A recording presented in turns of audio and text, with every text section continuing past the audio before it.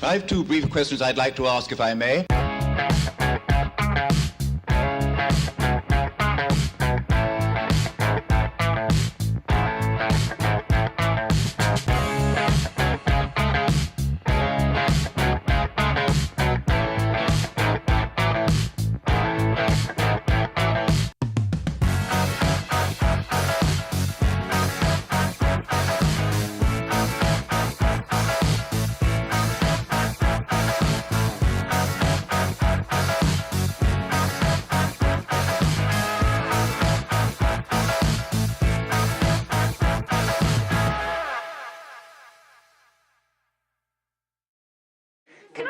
Does anyone have any monkeypox question?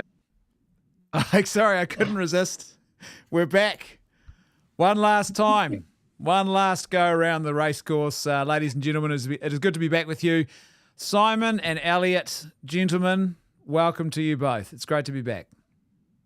It's lovely to be back. Excellent. And what a reminder of what has changed with that little snippet from a former Prime Minister.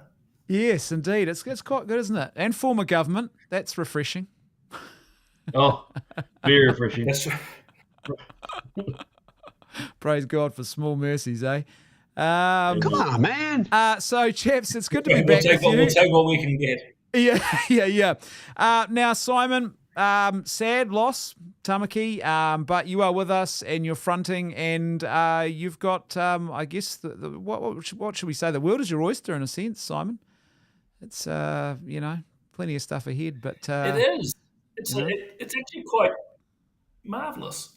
Not the losing per se, but life's been really good. In fact, I've only just come back from Taiwan. I met the president over there, Minister of Foreign Affairs, and others. So I've got a post about that actually, but that was really, really cool. So just back from Taiwan, losing weight, as I was telling you guys pre-show, got back into my running and actually have reintroduced myself to my family. Hi, Rachel. Remember me? I'm your husband. You haven't seen me for years. It was this strange man.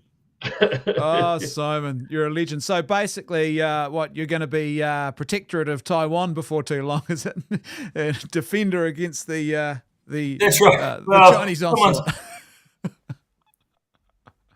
And what about you? Someone's got to speak up for democracies. Well, yes, yeah, that's a whole nother story, gosh, isn't it? And maybe we'll get onto that tonight, actually. Elliot, you're travelling around the country. You're looking very well tanned, I have to say. I look a bit pale, but you look very tanned.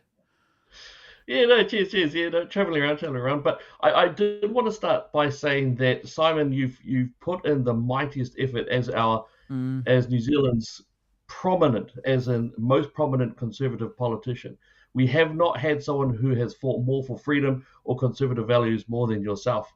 So, I think it's definitely an absolute honour and just a lot of love and affection for what you've done and for what you've defended in Parliament. So, God bless you for that effort. I think that's awesome.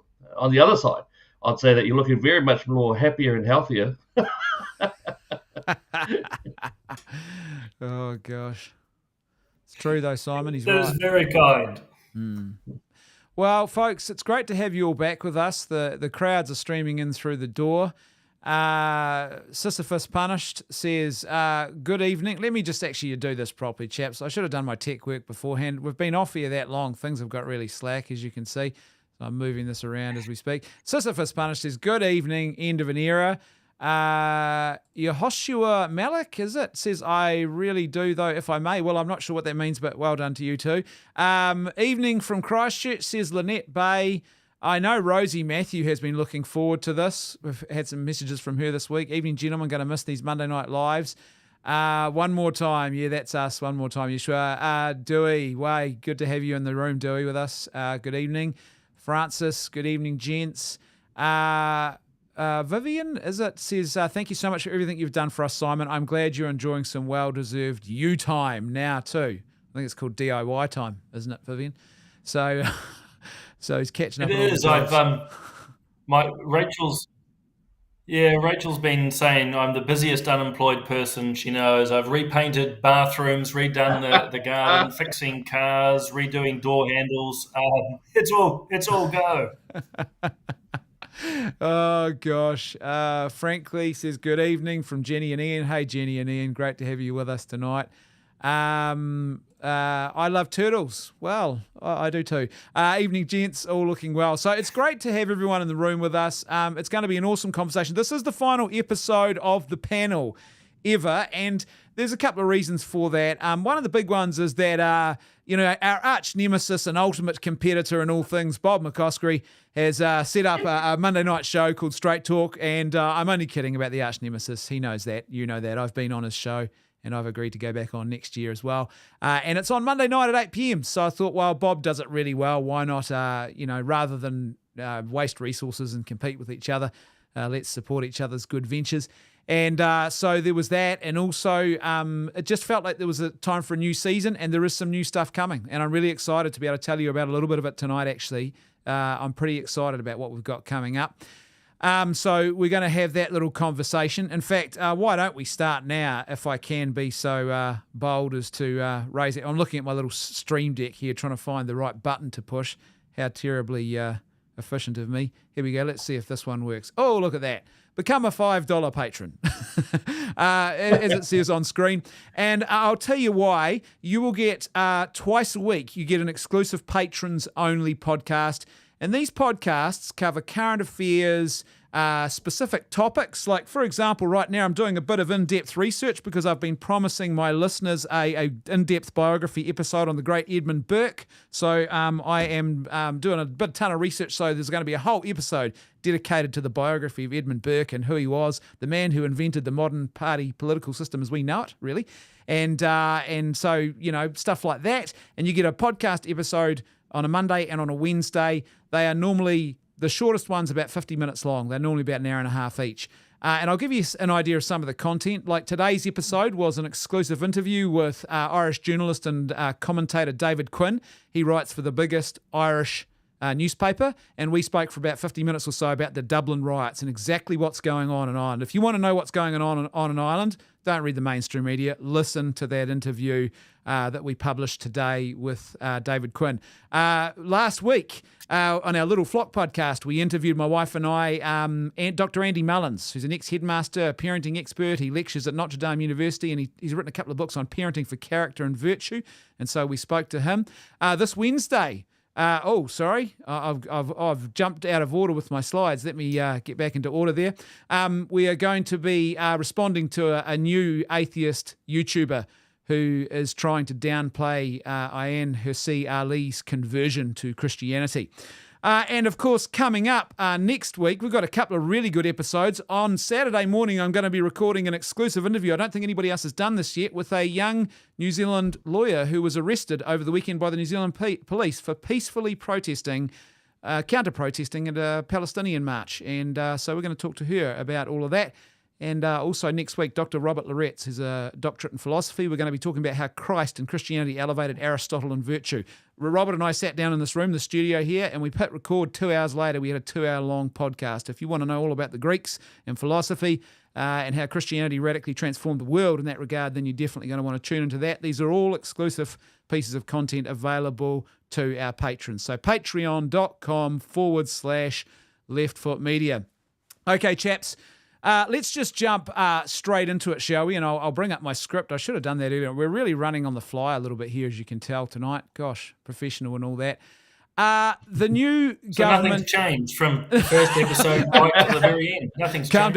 Calm down, Simon. There'll be enough of that, thank you, with the cheap seats. Okay, so I should say too, this is really, really important. Don't forget that we want to hear from you. So ask your questions, share your feedback. I know that many of you are throwing your comments into the comment section. We will publish your questions as we can, particularly, as I said, last chance here, the end of an era, chance to share your comments and ask your questions. So please do that.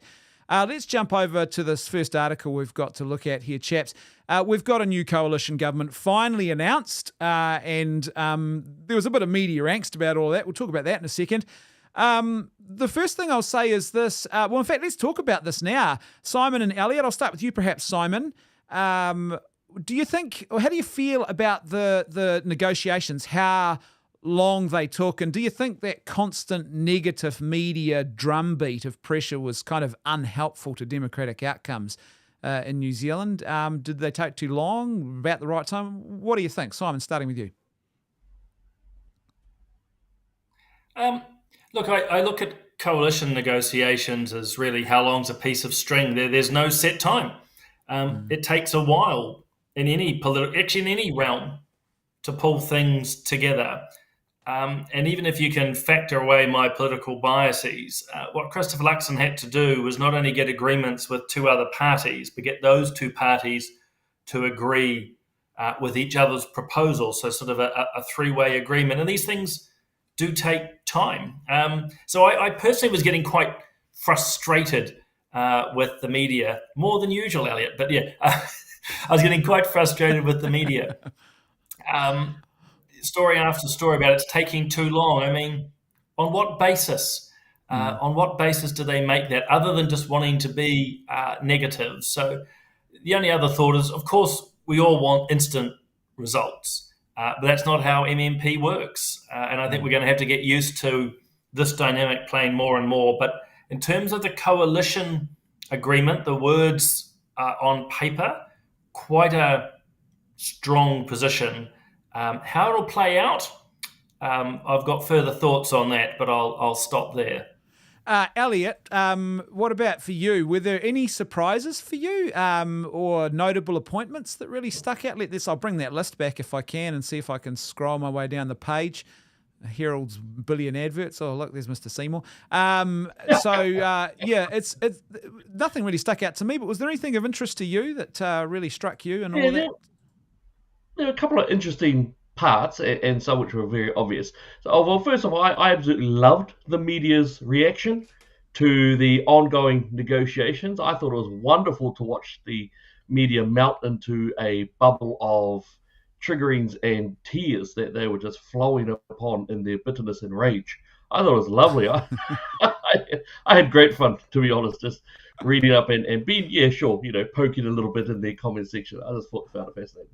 In terms of the players who are involved, I think there are some very clearly obvious ones. For example, Erica Stanford, she was always going to be taking Minister of Education. I think Sylvia Brown, good on him. I believe he's got Minister of Energy. That's pretty cool. Well done. And Judith Collins, I think she's actually been honoured. I think my personal thoughts is that she is well placed for the various portfolios that she has, and I think she deserves them. I think she's built up enough respect and mana in order to do that. I thought David Seymour, he's got the Minister of Regulation. Now, I must be a bit empty here because I didn't realize there was such a thing. But I think he'll do a really good job in that anyway, because he's all about deregulation and things like that. And it's also as Associate Minister for Education, what is wonderful that he'll bring over is that American experiment that has worked, which is charter schools. So I thought that was quite good. Winston got what you would expect him to get, and I also noticed that 𝗠𝗢𝗡𝗗𝗧, and these are some of those movements, Associate Minister of Justice, but with a focus on firearms. I think there's some really interesting and really cool placements that to me make sense. There are some that are interesting, and I won't say interesting in a negative term. I'd say interesting as I want to see, which is, for example, Karen Chua. Karen Chua is going to be placed as the minister in charge of, kids, the orangata mariki and those angles in there. And I say interesting because I know something of her story, but that doesn't necessarily mean she has an understanding of what would work. I'm not saying it won't. I'm just saying it's interesting, and I have a particular invested focus on that area. So it'll be interesting to see what happens. Simon, the shared deputy PM role, when I first heard the urgent breaking news about it, I thought, oh, this will be interesting. I thought they were actually going to be sharing the role, as in two quarrelling lovers, constantly at war. But it's actually even more unique and interesting in the sense that they take turns. What are your thoughts about that? And also, were there any surprises perhaps for you or notable points? If you start with the deputy PM, personally, I think it's a bit of a a non-story. With no offence to deputy prime ministers, it's more of a title than anything. There's not sort of much that a deputy PM does. I mean, though, obviously you have to be there ready to step up, etc., etc. But it really is a statement. It's quite cosmetic, but that is important to the likes of Winston and David. And I'd say Winston won that tussle to go first. And you can see Winston's also very determined around the language. But again, I just thought it was another area the media sort of stirring themselves up about. In terms of the portfolios, I largely agree with Elliot, actually. Nothing particularly unpredictable, although I was surprised. New Zealand First got some quite substantial portfolios. I would say the ACT parties are fairly light, actually. Interesting. And particularly ministers that have no ministry. So no offence to David Seymour, but there is no ministry of regulation.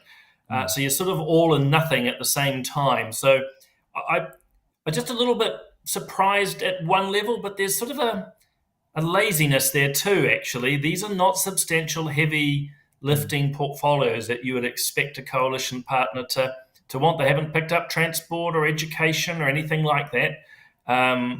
It was just, I just think, interesting. But on the other positive side, I'm actually pleased to see Winston as foreign affairs. Simon, that is a good point on Winston as foreign affairs. Can I ask you about that specifically? The point on portfolios. Do you think that is a reflection of National maybe just looking for busy work and titles they can give to all of these extra hands, or is it that there's a lack of experience in ACT, or they just shying away because they don't want to take the risk of getting it wrong and sullying the reputation? What do you think? I think for me it indicates a more ideological party. They just want to implement ideas or have others implement them. I don't think they're prepared to put the hard yards in themselves as much on some of those bigger areas. As I say, New Zealand First, in contrast, has taken some pretty hefty portfolios, which will ultimately come with some consequences if they don't deliver. ACT has not. You'll see that their ideology is coming through the policy requirements, but they're not the ones implementing many of them. So I think it's just, they're more ideological driven than actually doing the hard yards. But time will tell. Yeah. And you're right, Winston Peters, Foreign Affairs, that's a role that seems to have been tailor-made for the man, surely. Yeah, look, I also want to point out that, I would agree with what Simon's saying quite strongly. When ACT was brought out, I spoke to the guy who funded them originally, and they were always supposed to be a ginger group. They were always supposed to be basically just lobbying from outside and pushing ideas and things of that nature. So you do find that a lot of the people in them are exactly what Simon is saying. They're ideas people, they're bringing out things, they're poking things, they're criticising, and that. But New Zealand First, which is good, they've gone back to their roots from the wokeism that they used to have in 2017 and 2020. But they've got rid of that, they've gone back to what they know, which is strong, stalwart workers in the field as it is. You've got Casey Costello, who I have a massive amount of respect and affection for. Great deal of respect for her. She's been given Minister of Customs. Now, I think it's a tough one, but I think she's up to the task. And these are people, some of these people I know personally, and they are hard frontline workers. And these people have seen from the different levels of what it takes to do things. And I think that is a difference from that and ACT. Not in a negative way, I'm not saying it negatively, but rather New Zealand First tends to have workers from the field come in and do what they do, what they know to do. And ACT are ideas people criticising and thinking about different ways of doing stuff. That is a good point, Elliot. We'll get to your comments, folks, in just a second. We've had a couple come in, and we're going to look at some of the specific points in there's two agreements, really, coalition agreements here between the two parties and National, and we'll look at a couple of key points from each one of those in just a second. But before I do that, I did promise you about something new that's coming next year I was going to tell you about, and that is something called The Forge.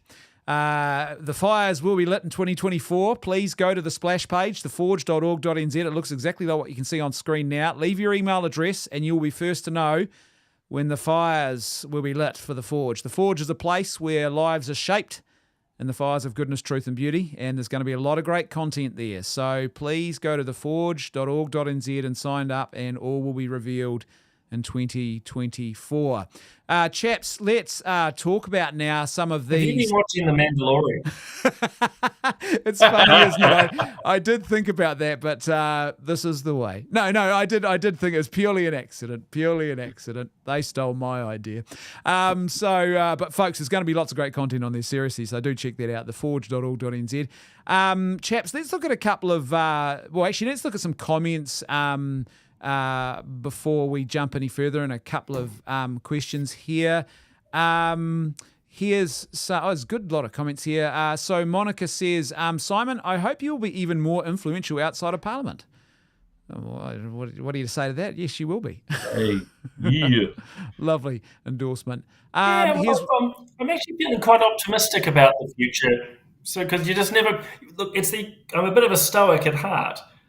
When doors close, other windows and doors open, and it actually already feels quite exciting out there. Although taking a break, Monica and others will notice I haven't been making many comments on issues. It's time to have a bit of a breather. Yeah. It's refreshing not to have to do that, eh? Here's a question from I Love Turtles. Simon and Elliot, are either of you planning to get back into politics, perhaps from a truly conservative party hint?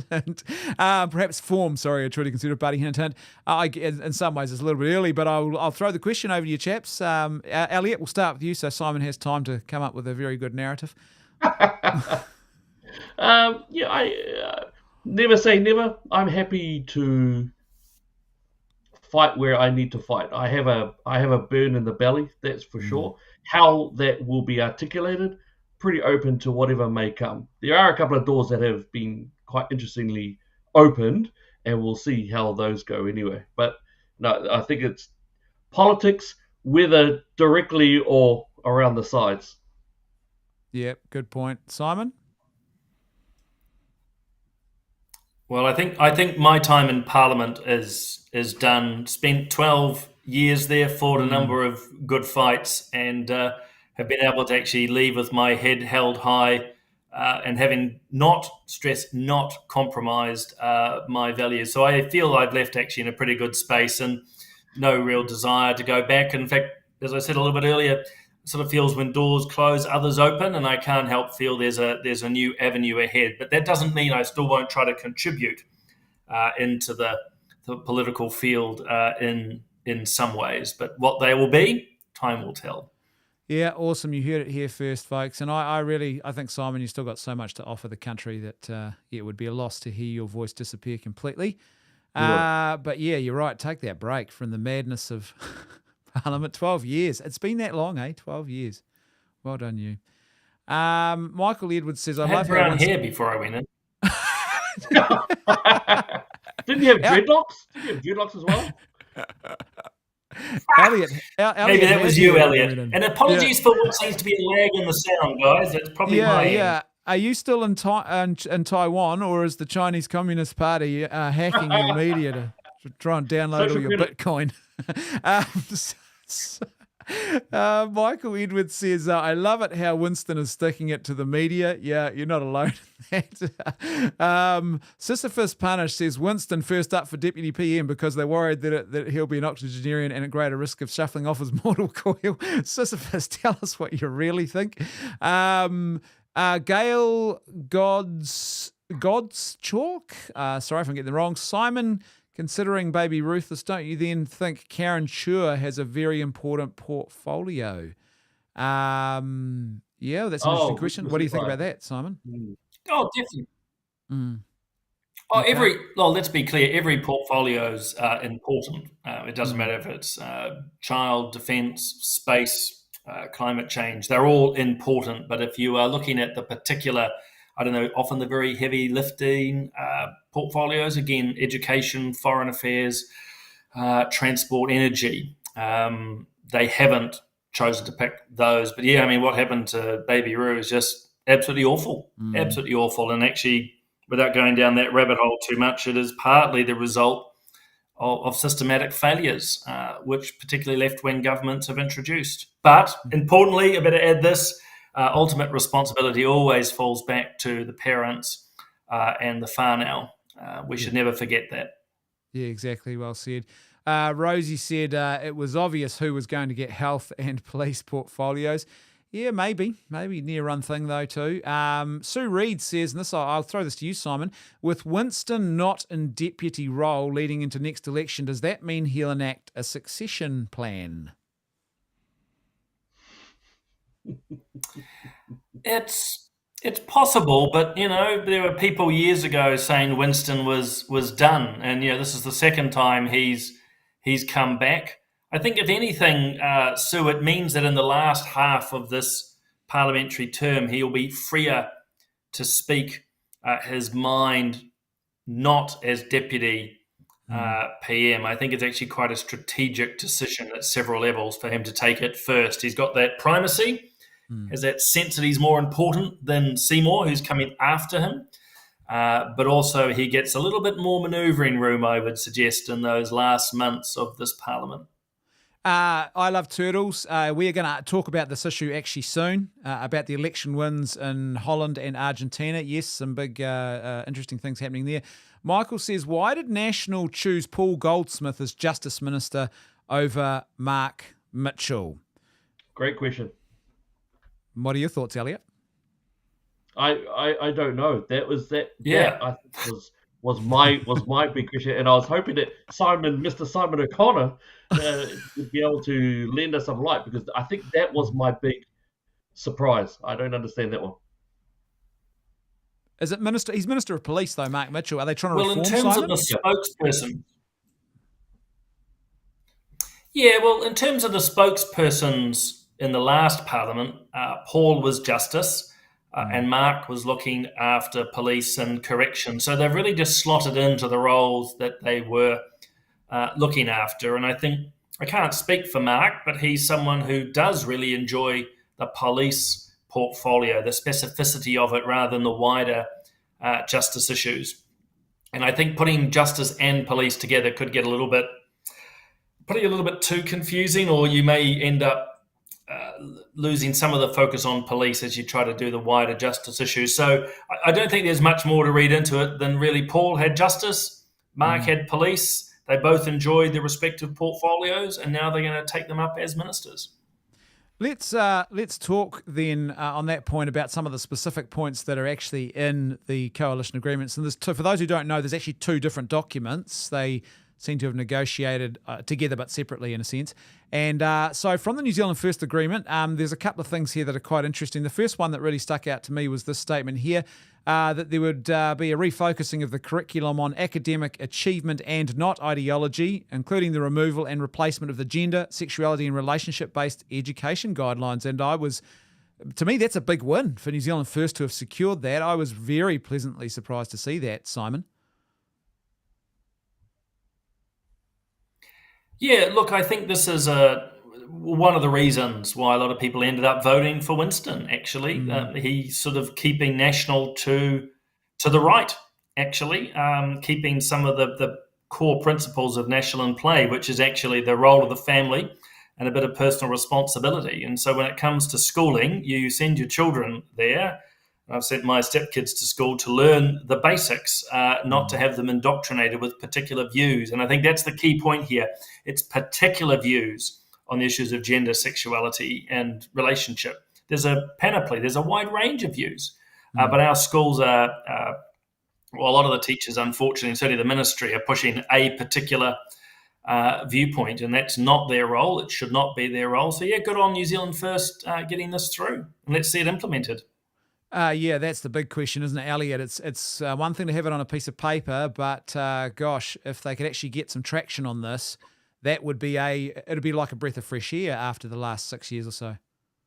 Yeah, absolutely. I think though, first off, I absolutely love that agreement that's between New Zealand First and National. I love it. I think it's a great document. I will point out there's around about half a dozen policies in there which were actually very, very similar, if not the exact same, from what we had in 2017, 2020, which actually I'm more than happy. I'm just loving that they're in there. That's what I'm really, really happy about, because there's equalities in there. The removal of the apartheid policies are already in the New Zealand First, removing those horrific policies.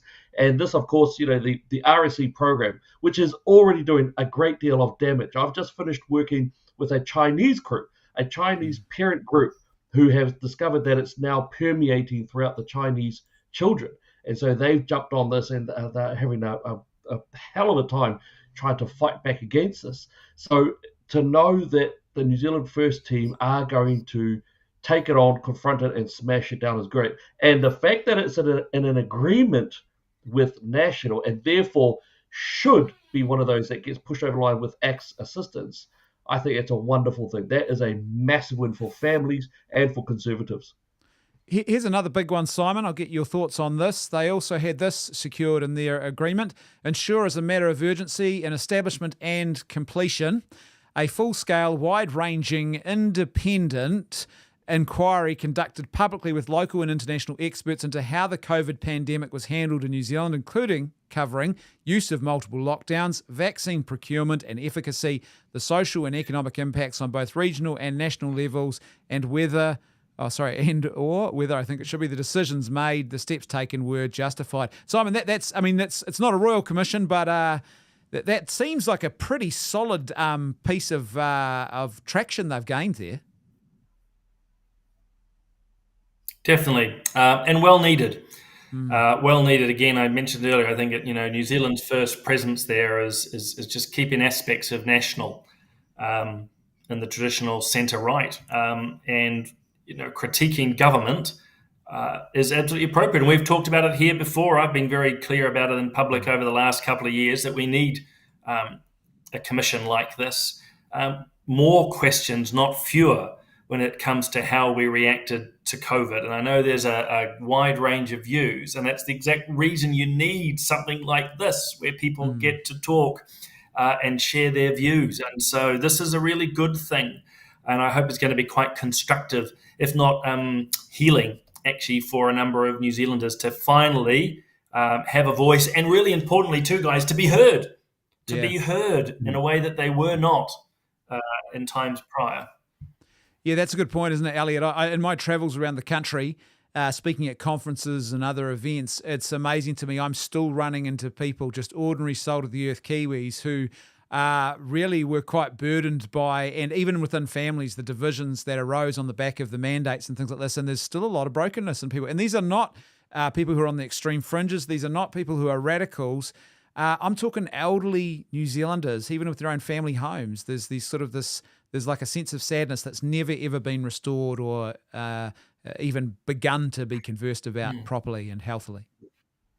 Yeah, the last time we had something of such magnitude, socially speaking, would have been the Springbok talks in '81, and there were articles written, and there's still stories now of it dividing families. This blew the Springboks tour right out of the water, because you still have, as you said, as both of you have said, a great deal of bitterness still exists of harm and pain. We're talking about times where a lot of the families were not able to hold the hand of their loved ones, that they had to watch them pass away on phones, that they had to watch them die on phones because they couldn't get through to them. And at the same time, you had ones like the Greens MP who got his lover through after a couple of rounds of it. So there's a lot of pain, a lot of anger and bitterness there, and within the families there's so much angst, and it needs to be confronted and it needs to be addressed. And I find it great also because what Simon says is not just accurate. There is a documentary that is out now. It has gone through the country. It was actually number one for a week or so in the New Zealand box office, and that is the River of Freedom documentary. The first person to appear on that documentary speaking is Simon, speaking in Parliament. And the words he says there are words that will be immortalized. They are words that are going to be used in the future history lessons of this nation. And we've got to learn lessons from this, because there's a lot of hurt, a lot of pain, and there's a lot of healing that needs to be done. Excellent point, Elliot. Chaps, before we talk about a couple of specific points that really jumped out in the ACT agreement, just a reminder, folks, don't forget you can support the work we do, patreon.com/leftfootmedia. Become a $5 monthly patron. That's about the cost of a cup of coffee each month. And for that, you'll get access to great content like today's exclusive patrons-only content where I interviewed Irish journalist and commentator David Quinn. founder of the Iona Conservative Institute as well. We talked about the Dublin riots. If you want to know, if you've been listening to the media, you'd just think a bunch of right-wing radicals suddenly started a race war. In actual fact, there's a whole lot more history. What's been happening in the rest of Europe is actually affecting Ireland there as well, and some pretty serious policy-related questions there. If you want to get the deeper story, that's something well worth checking out. Last week, we published an interview with Dr. Andy Mullins. A guy's written some books about parenting with character and virtue. Great interview. I heard a lot of feedback about that. This Wednesday, we're going to be responding to a YouTube new atheist who's trying to downplay Ayaan Hirsi Ali's religious conversion to Christianity. And next week, another Patrons exclusive 2-hour, full-length 2-hour podcast with Dr. Robert Loretz about philosophy. And we're talking about how Christ elevated Aristotle and virtue. I'm going to be also on the weekend exclusive interview with a young New Zealand lawyer who was arrested over the weekend for peacefully counter-protesting, not doing anything illegal, arrested and taken away in handcuffs by the New Zealand police at a pro-Palestinian march. And she says, I'm not even pro-Israel. And still, she was arrested. So there's lots of great stuff coming up. And I also must say, if you're a bit of a film buff, I've got a special podcast episode coming up before Christmas about how The Exorcist is one of the most recommendable pieces of Christian theology that's ever been produced, but you just can't recommend it to anybody because it's just so confronting and shocking. And so there's lots of interesting stuff coming up. If you're a patron, $5 a month is all it takes to get access to all of that. Chaps, let's jump back into it. Simon, New Zealand First have secured a couple of things that we thought were worth noting in their agreement.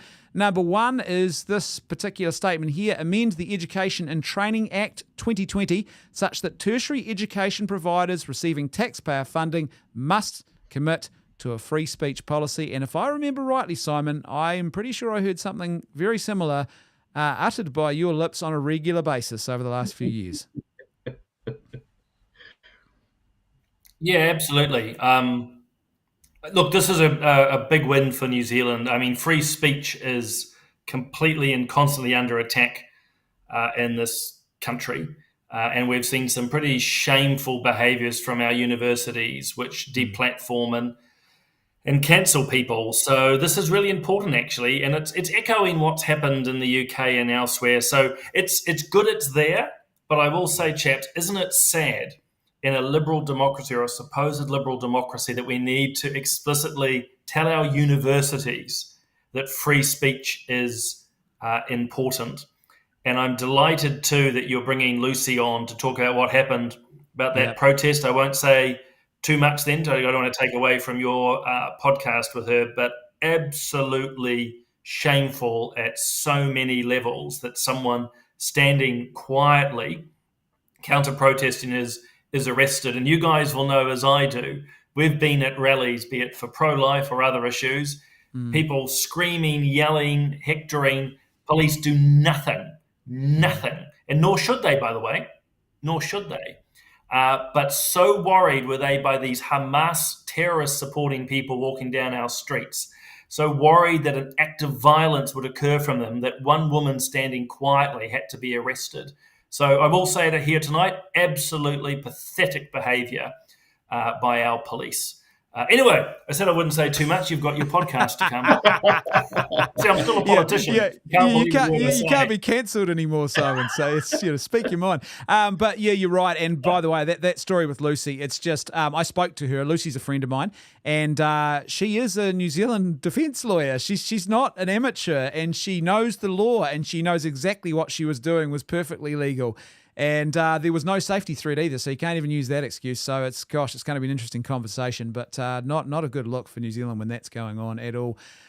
This one here, though, really did stick out to us. I think we all sort of made comment on this one.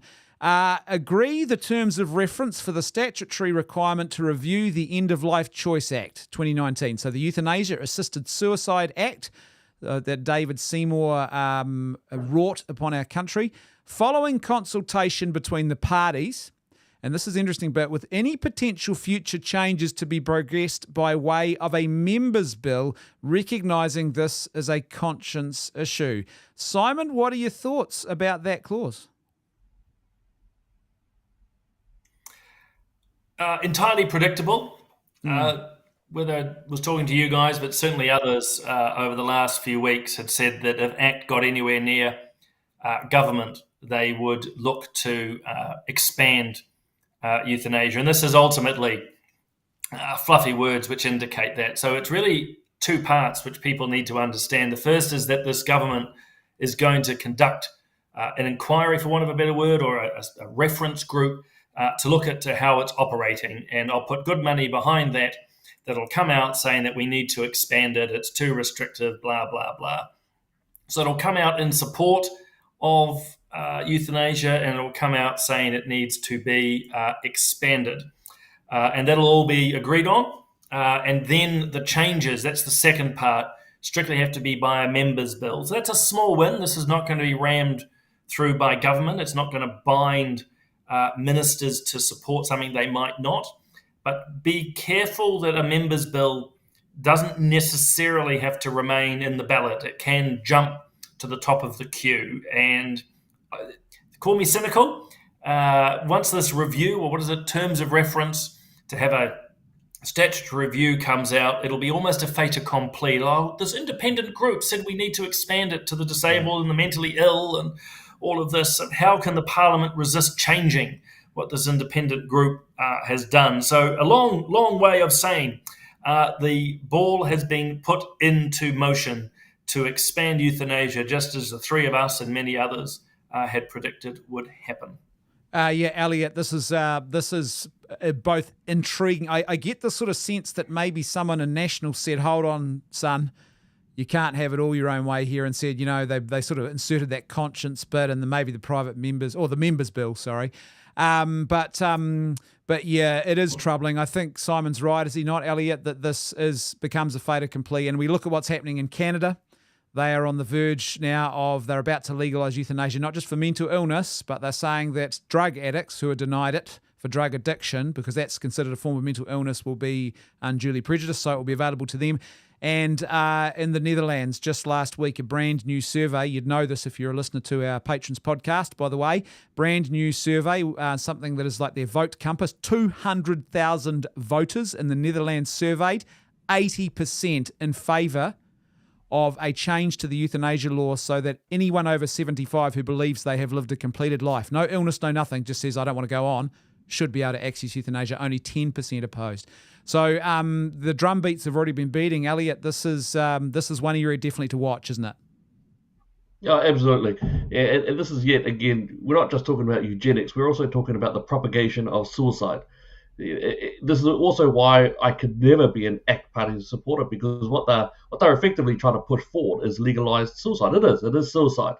And how we have no ability, no credibility to stand there and say to a youth or to anyone really, to say, hey, please don't kill yourself. You are important. Your life is inherently important, when in fact the state regards their life as not important and only convenience-based. The eugenics, the hopelessness aspect, the despair and the suicidality that they are propagating in an institutional format is just leading to a very black hole. And especially in New Zealand, when I believe nearly the entirety of the spectrum of health expert groups were saying this was a bad idea. And the public submissions were so heavy in it, and yet all were ignored, just absolutely ignored. It was a debacle of a force-fed policy that encourages suicidality and encourages despair and hopelessness. This is not what New Zealand was about at any point, but of course now it is. And so it's up to us to really make it loud and clear as to what these people are doing. It's disgusting. Simon, I think it's worth noting too, isn't it? Can you confirm this for me, please? I believe that our Parliament allows, if there is an agreement in Parliament, that a member's bill can be adopted by the whole of Parliament, right? It can actually be brought onto the floor without the usual processes. So it's not quite maybe as strong a safeguard as some might think. Yeah, exactly right, and it's what I was obliquely referencing in my last comments. That that it's not necessarily going to rely on randomness or luck or bad luck in our case. But I think that first part's the critical one. Again, this will create that drumbeat. We could almost that we're even here is predictable. We all said it would continue to expand. As I say, you wait for this review to come out and recommend change, which again will put a a moral pressure on the parliamentarians to bring those changes about and be absolutely clear. The pro-euthanasia lobby and their friends in the media will push this ultra hard to then force, for want of a better word, the members' bill to come to the top. It has to happen. So, yeah, don't be fooled by things like this. But again, entirely predictable that they're looking to expand this within years of implementing it, and entirely predictable that ACT put this into the coalition agreement. And it's very sad that it's there. Folks, we're going to move offshore for a little bit. There have been some quite astounding political changes and developments, you could say, in Europe. And not just Europe, of course. Argentina, a big change there after what? Was it 4 decades or more, is it, of socialist rule? And now they've elected a man who makes Donald Trump look like an erudite Oxford scholar, basically, in the way he speaks about the world, wields a chainsaw at political rallies, and has some rather cutting and unkind words to say about progressives, and he won. So that's a big shift. And then, of course, what's happened in the Netherlands, Geert Wilders, who's constantly referred to as a far-right anti-Islamic populist, you can see from the AP report, has recorded a massive one, a record-winning win in the Dutch elections. Now, if you're listening to the mainstream media, chaps, you would think that a wave of, I guess, fascist Nazism has returned to Europe, but in actual fact, there's a much bigger story going on here, and it seems that this is a portent of an omen of things that are brewing, and there's a general unhappiness that's going on here, surely, Elliot, that's led to this. Yeah, we had such a powerful progressive near ownership of the world, and this has been going on, well, probably fiercely over the last half a dozen years. But then if you look at ones like Argentina, well, they're quite a fascinating case. I mean, that guy is quite crazy. I've watched interviews with him, and he puts them up on a board and he flicks them off, and then he calls them scumbag. He calls progressive scumbags. Absolutely. He starts to bleep, gets into expletives. Probably a more measurable one to look at could actually be the Europe nation, because Europe, it's not just going on in the Dutch elections. There are a lot of polls coming out that the European countries are starting to move more and more to the right. And it does tend to be, or it seems to be, around the migration flood that occurred, was it half a dozen years ago? And that's now starting to settle. And now you're getting a lot of violence issues. Many other countries where rape used to be very low now are very spiked, very high, exponentially high, in fact. And the media tried to say there were no no-go zones. Well, that's become debunked, and there are a lot of no-go zones. So when you've got elements of the countries, the various countries in there, when you've got various amount of the countries in there where they're afraid to be able to step out if they happen to be blonde or in a different garb, and Sharia law is taking more control than not in certain areas of European countries, it is natural that you're going to say, hey, something's wrong with the way that our police treat us. We need to do something else. So I think it's a combination of that, and also their COVID lockdown protests made every other type of country look insignificant in comparison. They had hundreds of thousands daily during the height of the lockdowns. And I think these are combinations as to why it's going more to the right or more to the conservatives. Before I go to you, Simon, Dewey has pointed out my terrible mispronunciation. And so that's why I was Googling up there how to pronounce it. Let's go back and see. You can see I had it on screen there. And I'm looking at this and I'm going, this ain't helping me at all. Starts with a K. Well, why don't you put a K on there? Starts with a K that sounds like ch at the end of lock. So then E sounds like an A, an April. And then a double, after W, add a nice rolling R and a T. And Brendan, tell me, how do you say that commentator's name, by the way? I honestly, yeah, well, is it, how did I say it? I said Dewey. Dewey. So, yeah, let me try. It's 𝗡𝗜𝗚𝗛𝗧 or something. Is that right? I'm getting closer. I'm sorry. That's just. I'm sorry. Come on, the Netherlands. You're not making this easy for me. So. Oh man. It's getting worse. It's getting better as we go. Shocking. So Simon, though, your thoughts, and just don't say any names, and we'll be fine. Simon, we'll just pretend. No, I think I'm going to avoid that now. Look, my first observation, isn't it fascinating that mainstream media always term these people on the right as far right, but no one's ever on the far left. And, if you objectively look at politics around the globe, you're often actually seeing, if you will, a far right, to use that nomenclature, candidate against a very strong socialist communist, which accurately would also be called far left, but it never is. There never is reported as anyone as far left. They're always just left and then the far right. But what I think you're seeing, it doesn't matter if it's in Holland, in Argentina, or last year with Moroni, because I know how to say that name, in Italy, you're seeing a bit of a reaction. That's it. Bene, molto bene. But what you're seeing is a reaction against the excesses of the progressive left, and it's people responding and reacting to these absurdities. But, and this is a big but, you are seeing, for me at times, slightly unhinged characters coming in from the other side. That nationalistic, populist, however you want to describe it. So I don't see it as a great win.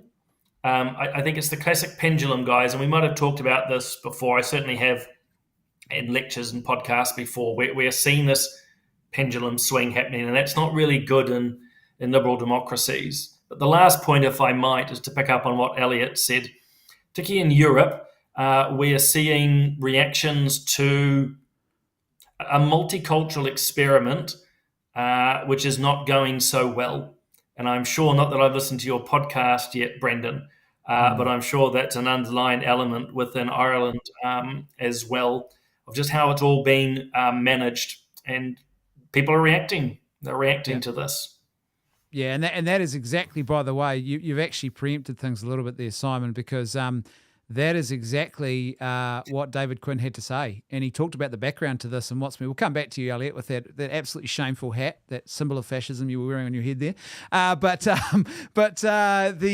He was saying in Ireland there's a story here around immigration, and it's a story that's being repeated around Europe, and there's a conversation that has to be had, and if it's not had, then Ireland will probably go the same way. If you want to find out more, make sure you become a $5 patron and have a listen to that interview. Very, very informative stuff.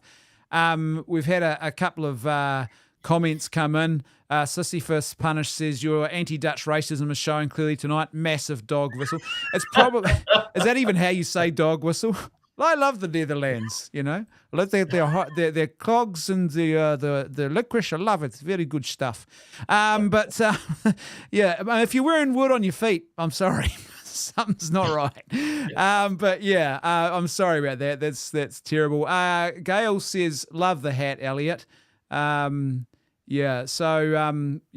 2024. Unfortunately we couldn't get the video to work, but Morning Joe Scarborough on the Morning Joe show last week appeared and declared probably the worst case of Trump derangement syndrome I think I've ever heard. He said if he gets re-elected, he will execute people. He'll be imprisoning people. I don't remember that on the, this is going to be the best election ever. I'm going to be putting their heads on spikes at the front of the White House. This is partly why you are seeing these sort of reactive governments coming in, is that the reporting and the shrill language which people are using is so absurd and so stupid that I think a lot of people just switch off. But then they only switch back on to something that's dramatic, such as chainsaws, or just clear, simple statements, which is often why those on the fringes, left or right, get cut through. Because the rest of it's just absolutely absurd. And you're getting hints of it here at the moment through media and and now the outgoing government around what this new government's going to do. It's shrill speculation. It just doesn't help, And this is why I've said it before, Brendan. What you do is just so vitally important, because it is about conversations and discussion and teasing out ideas. So much more healthy. You can pay me afterwards. Well, thank you, Simon. That's a very kind thing to say. In fact, you didn't know this. This is a nice little throw to the Forge, actually, folks, that I mentioned before. Make sure you go to theforge.org.nz. Thank you, Simon. You didn't know this was coming. This is very good. Thank you. Where the fires will be lit in 2024, and the Forge is a place where lives are shaped in the fires of goodness, truth, and beauty. You can leave your email address. You'll be first to find out when it goes live. Basically, if you're a person of goodwill who's interested in authentic conservative thought and commentary, and there's lots of stuff, this is going to be a place, an online community for people in New Zealand who really want to engage with issues, and others who want to go a bit deeper.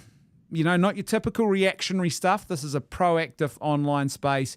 There's going to be lots of interesting and new and exciting stuff there. It's not simply rebranding at all. And so we'll hopefully be able to tell you a bit more about that as things come. I'll actually show you the website live so you can see what it looks like. But if you go to the webpage, that's what you'll be greeted with. And you can leave your email address and you'll be first to find out when the fires go live. So that's theforge.org.nz. Before we wrap up, I want to do a couple of things. I want to give people an opportunity, if they would like to share their thoughts and any questions, also maybe any comments that you might have for Simon before he heads off to defend Taiwan. Then you might want to, just kidding, any of the mainstream media looking for throw comments there. But if you want to do that, please put them in the feedback and let us know, and I'll make sure that we give some good time and just a couple of minutes to allow for your comments there. Before I do that, though, chaps, just one last issue before we look at today in history. The Israeli conflict. We haven't talked much about it tonight at all. But one thing I did want to talk about, because it seems it is something that's being talked about from both sides, and a lot of commentary has been, a lot of column inches have been spent on this, a lot of typewriter ink. But here's something I thought I haven't really heard a lot about. What are specifically maybe the implications for this in regards to the future of the Ukraine war? Now that you have two major sort of pro-popular type war events happening, if you like, consuming thought and international resources, and also perhaps more ominously, the rather noticeable silence of China in all of this. No one's really sort of talking a lot about that. Simon, have you got any thoughts before I throw to Elliot? Well, a couple of thoughts in no particular order. In some ways, China's not speaking is relatively smart.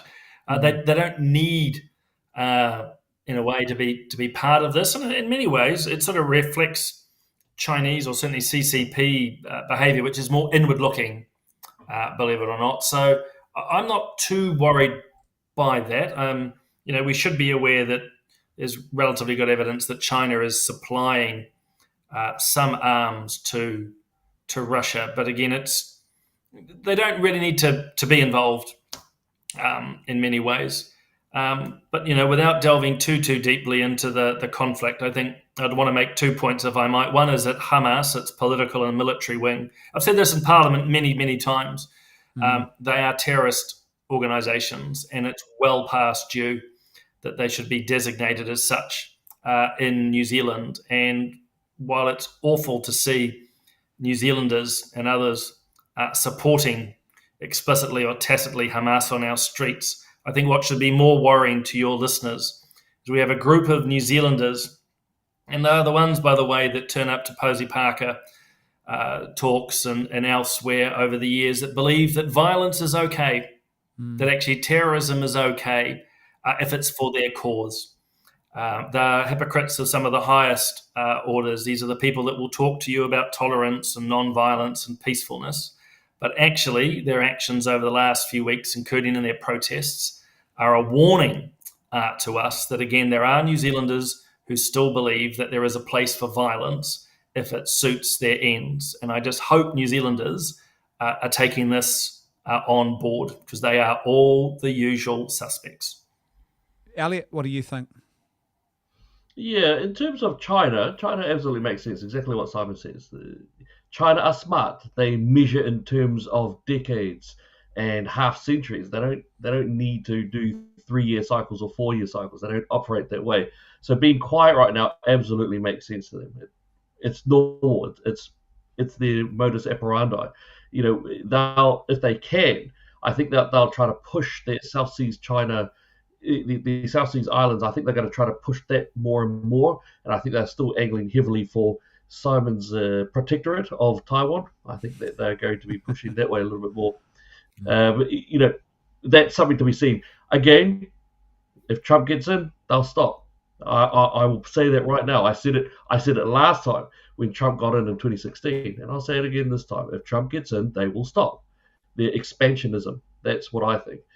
In terms of the Hamas thing, what it's showing is around the world is that, I'll say it, Nazism. I think the same ideology that the Nazis held to, the erasure of Jews and the erasing of Israel, including the Jewish people, is on the board. And you've got New Zealanders who are supporting that heavily. And it's coming, of course, from taxpayer-funded politicians as well. Now, she's stopped speaking, but of course, one of the Greens, Chloe Swarbrick, she was jumping in there as well, saying a whole bunch of things. Rawiri Waititi is going out there saying a whole bunch of things. In fact, I watched him on Te Karere today, wearing the kifa, that symbol, not of Hamas, but of solidarity with Palestine, which by outcome means support for Hamas, as far as I'm concerned. That anti-Jewish hatred, I'd say, that we have seen displayed in New Zealand, in the UK, in the US, in various parts of Europe and Australia, the out hate speech, real hate speech, where it's calling for Jewish people and also calling for rapings to occur and for we're going to hunt the Jews. This is actually one of the things that was shouted about in public protest. And this is coming from places where the police will refuse to do anything about it. They're inciting to violence, and yet they won't do anything. And in New Zealand, it's showing disgusting words coming out all over the place. So I think there's something that needs to be confronted, and New Zealanders need to take a real sharp look in the mirror, because there's thousands of New Zealanders who blindly just go to these marches, think that they're supporting something when they've got, no offense, just got no idea as to what they're actually supporting. Can I say too, I think there is a legitimate space for criticism of the state of Israel and its conduct towards its neighbours. That's just, you know, you can't claim to be moral if you don't act morally. One of my concerns is that criticism is muted when it needs to be strong by the presence of extremists in the midst of the opposing voices on that I guess you'd say the pro-Palestinian, the pro-Gazan side. The extremists really do drive probably middle people away from even considering the legitimate criticisms that can be made about some of the conduct in this war, and that's not a good thing for anybody. If one side is promoting extremism and all that breeds, and then the other side is not really held accountable, it's none of this is good all round, right? 100% agree. And this is another sad byproduct of these ridiculous protests in support of violence, is that it doesn't enable us to actually critique the state of Israel and its activities. Reasonableness is lost, though I suppose that's the nature of war as well. But your point is very, very valid. And I think anyone who's sitting here tonight that is 100% one way or the other on the war is wrong. You can't be 100% in favour of one side or the other. There are always nuances, and at the end of the day, human beings just like us are suffering there in the Levant. How long, gentlemen, before the Ukraine war comes to an end and we admit that Russia has got what it wants?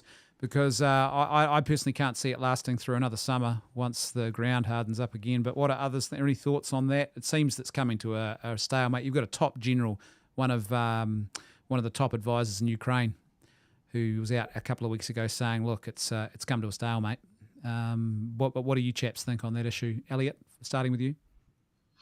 I think that Russia's got enough resources, or rather they can sacrifice enough of their resources to get what they regard as their job done.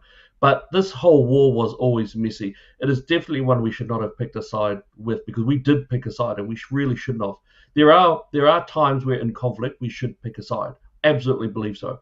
But this is one of those times we should have actually stuck our nose out of and just given maybe a little bit of humanitarian aid either way, but we should not have stuck our noses into this one. It's too messy.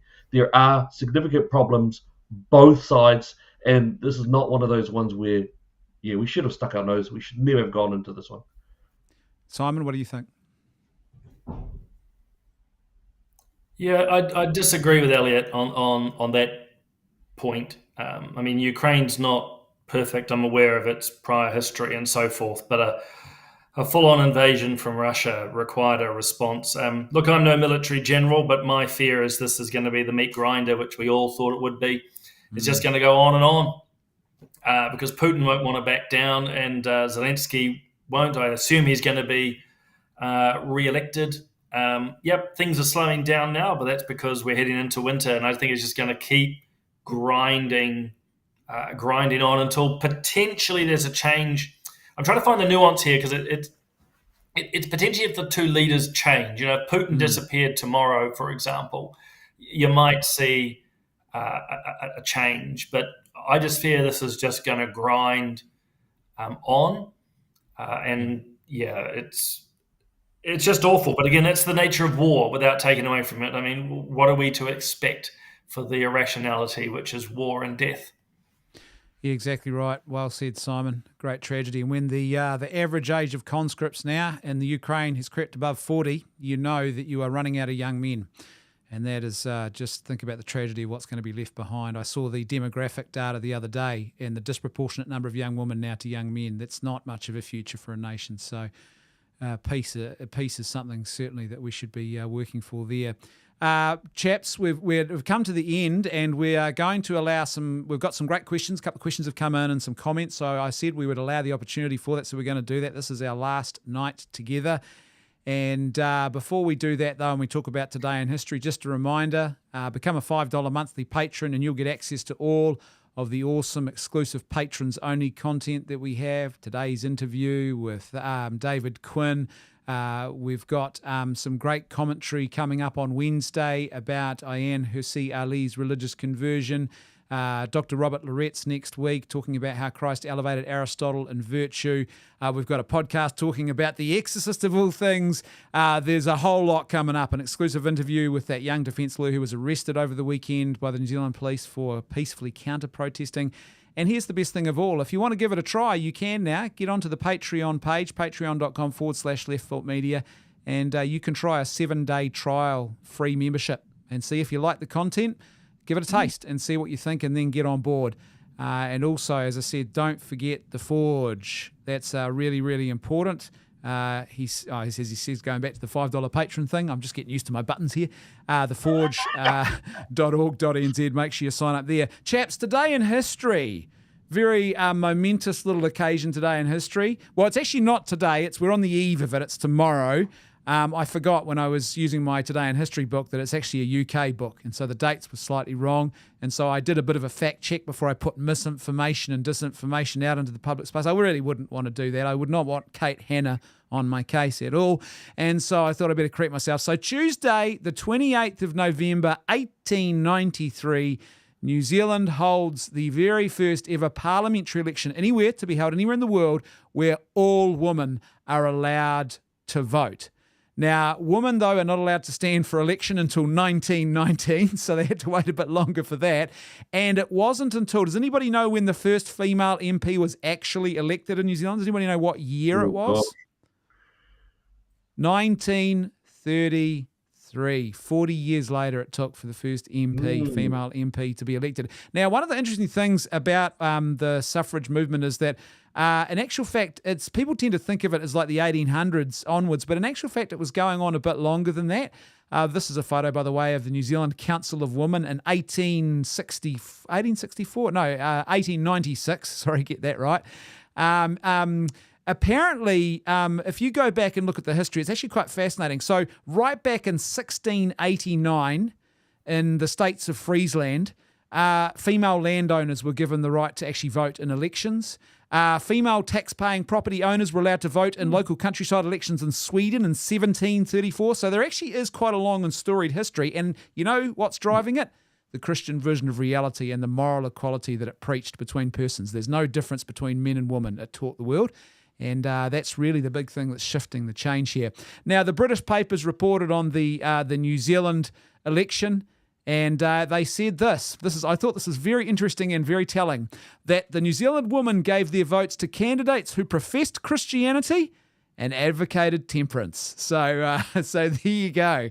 Long may that voting trend return to the country. Wouldn't that be awesome? If the ladies just got out in force and said, no, none of you heathens, pagans and other enemies of Christ will be getting my vote. So who knows? But yeah, what a momentous occasion, chaps, eh? Not so sure on the temperance side, but anyway. Yeah, he says, tone that down. Well, as long as you drink in private, don't tell anybody. That brown paper bag on the side of the street. And this, of course, is the memorial of the great Kate Shepherd, who's quite well known around New Zealand for her involvement and all that. So, yeah, pretty momentous moment in history that happened tomorrow in 1893. Chaps, I did promise you and our listeners a quick time for questioning, so let's do that now. We've had a couple of really good comments and questions come in. So Jamie said, why is the show finishing? Jamie, the show is finishing because it's come to A, bit of an end of a season, and B, Bob McCoskrie has taken over that 8 p.m. Monday night space. And, when the big corporate players like Bob come in, us little guys, we just got to run and hide. That's all we can do. No, seriously, though, there's other things on the horizon. And I'm telling you, there's actually, I've told these two chaps either side of me about a new potential concept, and it may well actually come to be next year through the Forge, but about a brand new time slot, something that's never been done in New Zealand for those who are of a conservative mind. So don't panic, there will be more happening.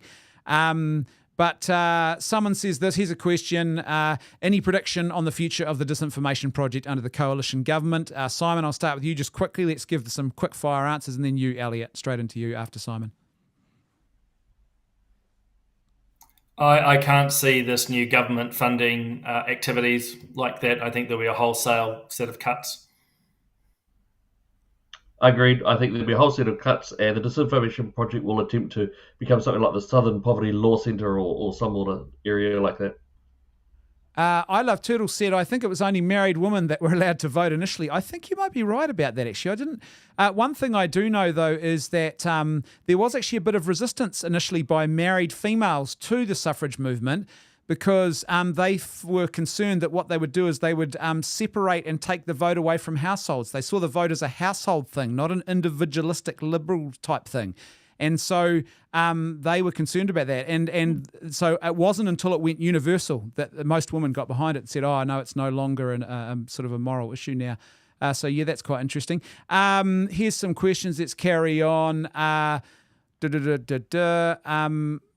Simon, this is a challenging one, Simon, but an interesting one. Today is a good day. One of the greatest and most commendable comments ever made by a New Zealand politician. But the walk back, would you do it differently in retrospect? Well, I disagree that it was a walk back. I certainly never walked back from the comments, despite what the media have tried to spin it. Certainly pulled it down because it's becoming so vile and toxic. And was very clear it became, unfortunately, quite a big distraction. Paradoxically, not because of my comments, but because of the beat up by media. But no, I still remain proudly pro-life. But I politely disagree that it was a walk back. I think it's been one of the bits of dis and misinformation that some groups have put out there, and they still want to sort of make it sound like I apologise for The View. Have never apologised for The View. Have never apologised for it being a good day, but did apologise to my colleagues for the distraction, for something I should have realised would have turned into a huge hoopla thanks to the media. But boy, what a great way to amplify an important message. Yeah, exactly right. It just went even more viral at that point, didn't it? And I have to say, this little humble Monday Night Live show got a bit of free media coverage out of it too. So they went trolling and found that we had some interesting footage of Simon. So there you go. So I guess we should be paying you for that, Simon. Natalie Hartwell said, Simon, was the Port Waikato by-election rigged for Bailey getting in? All the best for your future endeavours, Simon. I think she means maybe was it too I don't think she means literally rigged, does she? Or I don't know. Simon? Come on, mate. No, so short answer, no, it wasn't. It wasn't rigged. Yeah. Yeah, no, it wasn't rigged. I mean, at the end of the day, it's been a strong national seat. The ACT candidate died a few days before, which is sad. Yeah, it wasn't rigged. I think Labor, Greens, they didn't even run candidates. So no, not rigged. Not rigged at all. No, and Elliot, it's an interesting thing for me about that little by-election was it was just so strange that they actually had to hold a whole nother by-election. It's sort of, I don't know, it wasn't like the candidate won and then they passed on before they could take their seat or anything. It was sort of odd. Yeah, no, I'm not sure if I'll say odd. Just going by the rules of the game, it was sort of normal. Real sad occurrence, and that's what they had to do. I think it was fine. I don't think it was I don't think it turned into a shy sort of thing. Andrew Bailey, I think, was always going to win it. I would have loved for Casey to win it, but I didn't think that she would. And again, many people in New Zealand tend to view the world in red or blue as opposed to other colours. So yeah, it was cool. It's all good. Yeah, and as I said, I just want to be clear, I don't think it was rigged. It just seems odd to me that in New Zealand our rules are such that they couldn't find a less costly way to actually resolve what was clearly going to be a national win. It didn't seem like there was even any competition in it. But anyway, that's the reality of it. Frankly says... Sorry, Simon? Thought experiment, though. Sorry, apologies again for the lag. Just do the thought experiment had it been the lead candidate, had it been Andrew Bailey, who had passed away, we'd have just gone, okay, number 2 steps in. I mean, no. Does the party get to parachute in an MP of their choice? No. So if people do the quick thought experiment, if it's the absolute favourite was the one who passed away, of course we'd be happy with a fresh election to make sure it's straight up. It just seems always a little bit different when it's a minor candidate. But as Elliot says, it's the rules. It costs a bit of money, but it keeps the integrity of our system. Yep, so be it. That's the way the game is played, folks. Frankly says this, with all your free time, can you come and do some renovations for us too, please, Simon?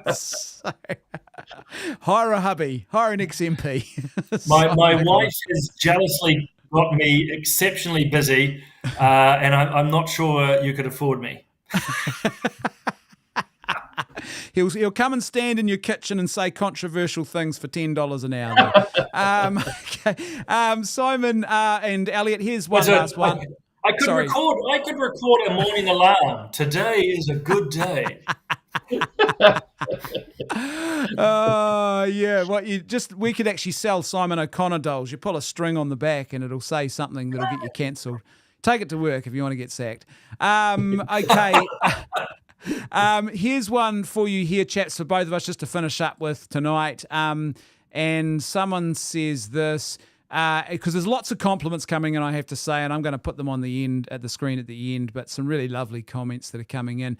But can the panel give the coalition agreement a score out of 10? Just the agreement in general. What do you think, chaps? We'll start with you, Simon. What do you think, a score out of 10? I'd give it an 8 out of 10. I think it's actually pretty good, pretty stable, reflects all three parties. It's now just down to execution. Are there things in it that worry you or concern you, or you look at it and you go, I'm not sure about, Simon? There's a few little things in there I'm not sure, but more it's the absences. Maybe it's my foreign affairs defence and trade bent, but there's nothing outwardly looking there. That's probably my reason for dropping it a little bit. That's probably the main reason. I wouldn't mind a little bit more outward focus, but overall I think it's a really good agreement. As I said right at the start, it's quite the achievement to pull two disparate groups led by two very ego-driven individuals to actually agree a policy with, in this case, national, and to agree to each other's policy. So kudos to Chris Luxon on that one. But the real test now is how it will be executed, particularly with those massive personalities and people who have never been in government before. So watch this space. And just on that point, before I throw to you, Elliot, Monica's made an interesting point along those lines. The removal of the relationship, sexuality, and education component comes with a problem. It is like, what will it be replaced with, and who will be in charge of rewriting it? Well, it probably won't be Family First, but yeah, that. So there's always a barb, isn't there? There's a hook, in a sense, and the devil's in the details, right? Don't teach it. It was an addition. It was an addition. It wasn't. That's right. It wasn't actually something that was changed in it. The RSC very specifically added to. It didn't just keep it there. Your thoughts on the coalition agreement, Elliot, though? Oh yeah, I'd go with a 7 out of 10, with the potential of hopefully getting up to 8 to 10. I love the absence of the wokeism. I love the absence of the negative stuff that was ruining the economy. That's really, really good. I have some concerns, obviously, around the death policies, but I think Simon's absolutely right. Christopher Luxon has done a great job in bringing David Seymour and Winston Peters, of all people, to the table, and to be able to have a discussion at all. And the agreement looks gorgeous. That is a really good look at that National New Zealand First one. The Act one, of course, is as expected. I have to say, I love that agreement with New Zealand First and National. It's a really good one. But 7 out of 10 and hopefully 8 out of 10 in a year's time. Well, it's interesting. For me, I'm probably similar, and I think it's fair to say that Winston Peters did deliver, despite the sceptics and naysayers. He did deliver, as he often is wont to do, and also. For me, it was like seeing the coalition agreement. It was like a breath of fresh air, and you reminded of how much madness had overtaken the country, particularly when I saw all of the right people were particularly upset, and they were screaming a blue fit about the agreement. And that says to me, yeah, something is potentially in the air here, Simon. A bit of a change, hopefully, but it does take work, right, to get there. It's not just a piece of paper. Look, exactly right, but it is a breath of fresh air. I think it's what New Zealanders voted for, actually. Let's be really clear about this. Luxon is forming a government because he, along with 2 other parties, have the majority of votes. The other observation I'd make, it's striking to me what mainstream media is jumping up and down about and screaming and yelling around, obviously, issues to do with wokeness or the treaty. And yet, issues of homelessness, child poverty, unemployment, a declining economy. They don't seem to be talking about those really big issues. They're still caught up in these very small distractions. And so that's why I'm quite optimistic for this government going forward. I think they will ultimately focus on the major issues, which some of them I just touched on, and not get constantly distracted by what the progressives think are important. I thought it was quite ironic today. A lot of people were really angry about the smoke-free issue, and after years of trying to legalise cannabis, and they're like, oh, well, you must get that other cigarette. The open cigarettes you're not allowed, but the closed ones you are. And so it's all very hypocritical and inconsistent, really. But here we are, chaps. Amazing.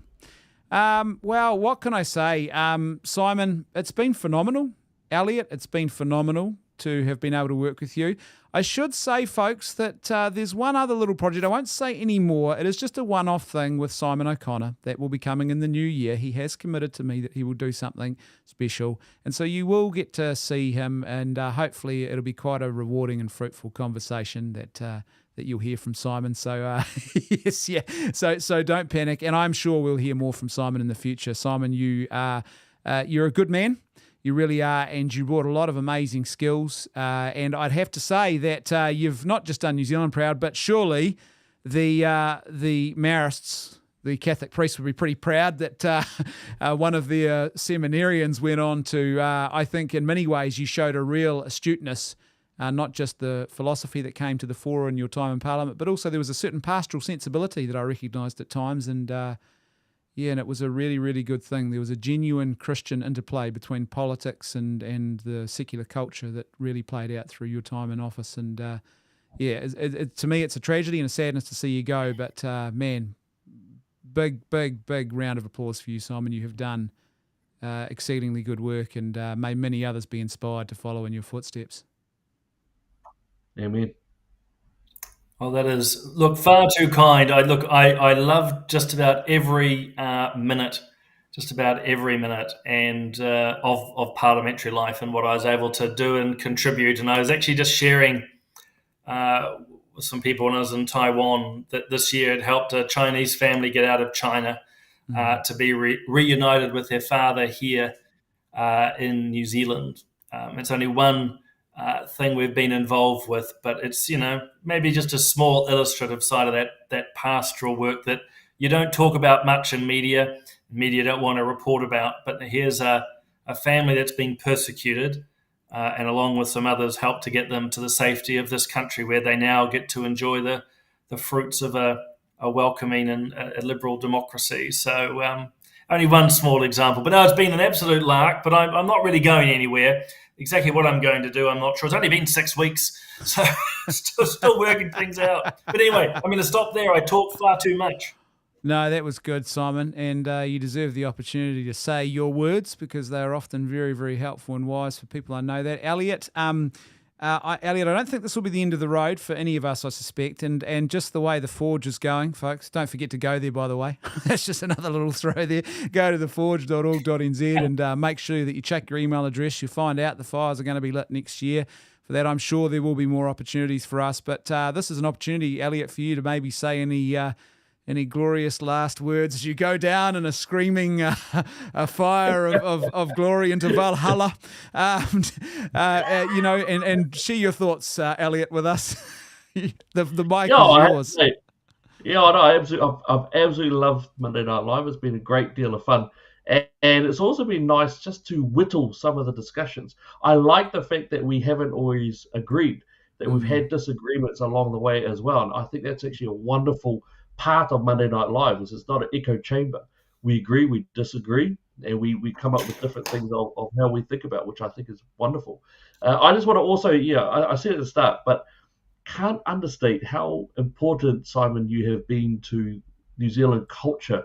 And so Brendan actually brought up something which I didn't think about, but absolutely right, is so many of our Christian and Catholic leaders, you would never say this, but I'll say it, which is they need to learn from your stance in the public sphere.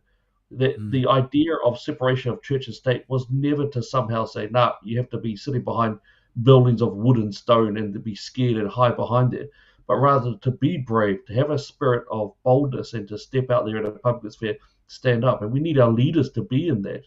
I love seeing you around some of the, guys with grey robes, but they were Catholics, some sort of Catholic element. And yet I didn't see many leaders at all. I almost saw no church leaders and no Christian and no Catholic leaders out there in those pro-life marches. I saw one or two, very, very few.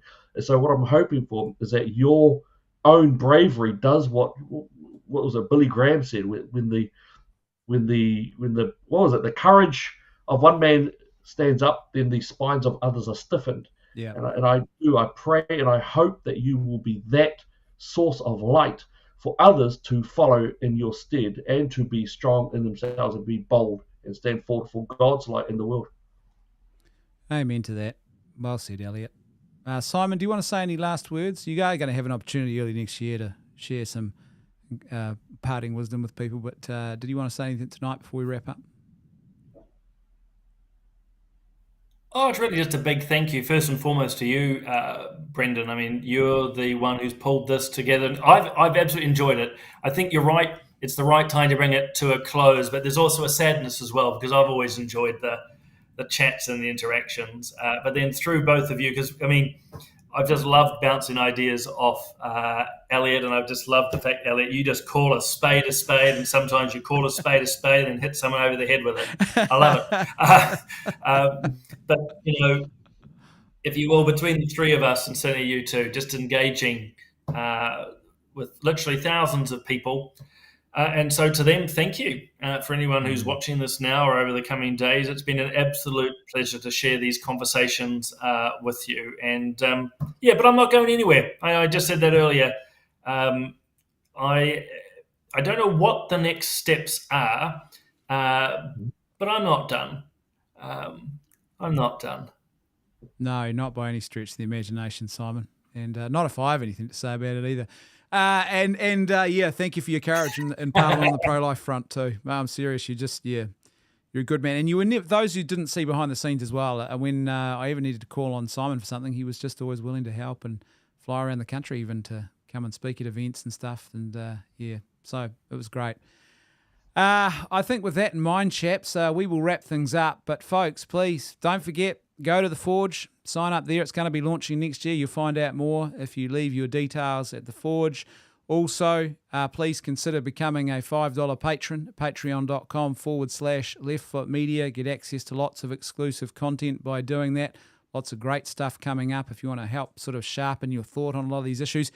And you are going to hear from Simon O'Connor, so please do that. And lots of good ideas coming. I think there's an opportunity before us and a chance to really help people sharpen and grow. And I think that's how changes are made, when you raise a group of people who are willing to who know how to think well and are willing to put that into action. And, we've seen that with Simon and his time in Parliament. So on that note, I think, chaps, we'll bid everyone adieu. And we'll say good night. Any last words, either of you? Now's your opportunity. God bless you all for the fight ahead. Amen. And go strong, people. It's the fight is just as important as the outcome. So don't stop fighting in a good, healthy, non-violent way. Amen to that. As I always say at the end of all of my content, don't forget, live by goodness, truth and beauty, not by lies. And we will definitely see you again on Left Foot Media. Make sure you keep following and you will hear more from us. Everyone, have a great night and we'll see you around the traps. I can't let you go, baby. I just want to tell you that. No. Yeah.